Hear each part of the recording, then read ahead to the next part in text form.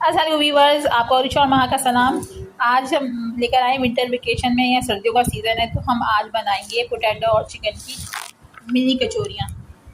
ये हमारा मैदा है जो हमने गूंद लिया था, और ये हमारे पोटैटो और चिकन और ग्रीन मसाला है। पूरा स्पाइसेस डाली हमने, चाट का मसाला, रेड चिली और पूरा ग्रीन मसाला इसमें डाला हुआ है। अब हम बनाना स्टार्ट करते हैं। इतनी टेस्टी लगती है ये सर्दियों के मौसम में, और इसकी और फुल रेसिपी हमने चैनल पे भी डाली हुई, वहाँ से भी आप वॉच कर सकते हैं।